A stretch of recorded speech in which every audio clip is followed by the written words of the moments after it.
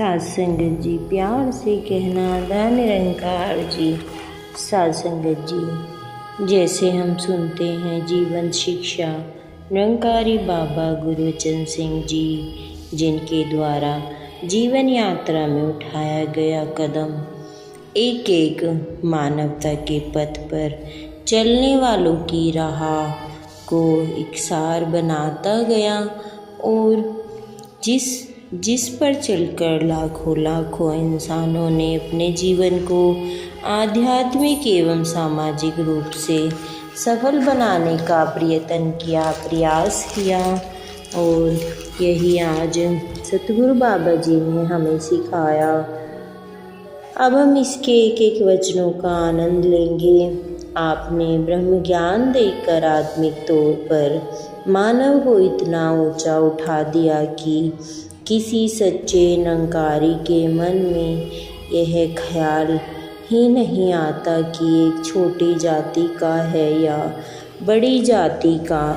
आपने जाति पाति के कोड़ को जड़ से ही समाप्त करने के लिए यत्न किए, अंतरजातीय विवाहों का सिलसिला आगे बढ़ाया और समझाया कि विवाह के समय लड़के लड़की के गुण कर्म स्वभाव मेल जोल कद काठी अवश्य देखे जाएं ताकि गृहस्थी की गाड़ी ठीक चल सके, लेकिन जाति पाति की तरफ बिल्कुल ध्यान देकर कहीं योग्य रिश्ते ठुकरा न दिए जाएं। आप जी ने कई बच्चियों के अंतरजातीय विवाह किए। आपने छूत अछूत का मन में से ध्यान तक नहीं आने दिया।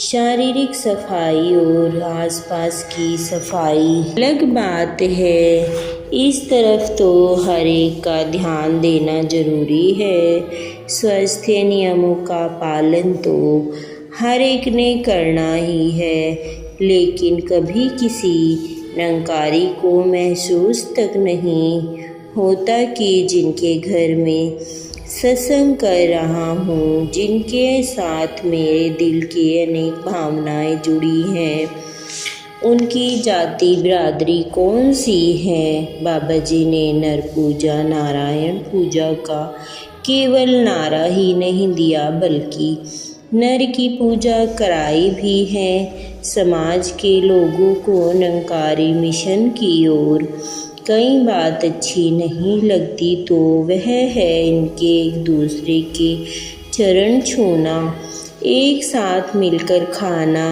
और मिलजुल कर रहना। आज जिस समाज में हम रहते हैं, जहाँ मनुष्य इतना अहंकारी व स्वार्थी हो चुका है कि सगा बेटा भी बाप के पाँव को हाथ नहीं लगाता, अमीर भाई गरीब को पहचानने से इनकार कर देता है। यदि इस समाज में निरंकारी बाबा जी मनुष्य को इतना नर्म बना रहे हैं कि वह बच्चे बच्चे का सत्कार करता है, प्यार व सेवा भावना को अपनाता है, तो फिर इस महात्मा का कर्ज कौन उतार सकता है। इस प्यार सत्कार की गंगा में न जाने कितने वैर ईर्ष्या नफरत के गंदे नाले आकर गंगा बन जाते हैं। यह केवल इस मनुष्य महापुरुषों की ही अलौकिक देन है। कहीं सुधारों ने जोर लगाया, कानून भी बनाए, संविधान के द्वारा अछूत जातियों को कई तरह की छूट व समानता के अवसर भी दिए। उन्हें कुछ तो प्राप्ति हुई, लेकिन दिलों में से नफरत व घृणा कभी भी नहीं निकाल पाए। यदि निरंकारी मिशन ने दिलों में से वैर नफरत विरोध क्रोध ईर्ष्या निकाल कर प्यार नरमता सहनशीलता सद्भावना करुणा आदि भर डाली है, तो यह केवल इसलिए कि निरंकारी बाबा जी की असल शिक्षा इन्हें हर समय प्रेरणा देती रही है। यह पहले स्वयं कर्म करते हैं और कर्म करते करते दूसरों को भी समझा देते हैं। मानव के भीतर छिपे हुए गुणों की कद्र करते हैं और इंसानियत व सत्य के साथ जुड़े विचारों के द्वारा मनुष्य की संकीर्ण विचारधारा को विश्वव्यापी बना देते हैं। बाबा गुरबचन सिंह जी ने समाज को उच्च व्यक्तित्व, चरित्र और शुभ भावना के मालिक नेक मानव प्रदान किए। आप जी के पास किसी व्यापारी ने आकर पूछा कि बाबा जी, आसपास के साथी व्यापारी अनेकों उल्टे सीधे तरीकों से पैसे कमा रहे हैं, हमारे लिए क्या हुक्म है? या फिर किसी नौकरी पेशा गुरसिख ने अपनी बात बताई कि वहाँ ऊपर से नीचे तक हेरा फेरी और रिश्वतखोरी प्रधान है, तो आपने सभी को एक ही उपदेश दिया, यदि अंधा कुएं में गिर पड़े तो वह दया व तरस का हकदार होता है, लेकिन यदि आँखों वाला सामने कुआं देखकर भी किसी और की देखा देखी कुएं में छलांग लगा दे तो वह अपने इस कर्म के लिए स्वयं जिम्मेदार होता है। मैंने तुम्हें ज्ञान के नेत्र प्रदान किए हैं, आप हर काम को इस ज्ञान के नेत्र से देखो, विवेकी बुद्धि के साथ परखो और फिर दातार की कृपा से सही व सच्चे मार्ग पर ही चलते रहो। ईमानदारी, नेकी व हक हलाल की कमाई में ही दातार प्रभु ने इतनी बरकत डालनी है कि आप व आपके बच्चे भी सत्यवादी बनकर इस समाज के लिए रोशन मीनार व काम करते रहेंगे। गुरसिख को इस बात का एहसास है कि यह माया रूपी पूंजी केवल गुजरान है और इसकी चकाचौंध और वाह केवल 4 दिन की होती है, लेकिन जिसके पास सच्चे नाम की दौलत है वह दौलत सदा रहने वाली है। मनुष्य चाहे शरीर करके संसार से चला जाता है, मनुष्य यह नाम की दौलत दूसरों के मार्गदर्शन करती रहती है।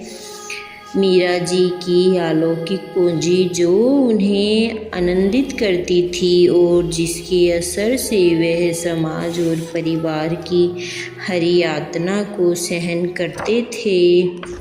भक्त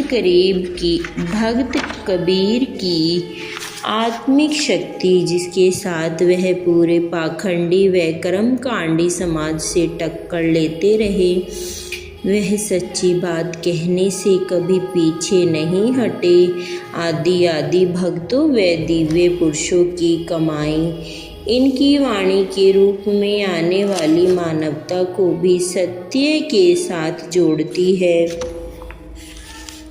इसीलिए आपने सत्य की जो राह चुनी वह सीधी व आसान नहीं, बल्कि तलवार की धार पर चलने के समान कठिन है और कांटों से भरी पड़ी है। लेकिन संत महात्मा इन कांटों में से गुजर कर ही दूसरों की राह के कांटे चुनकर फूलों से सुगंधित कर देते हैं।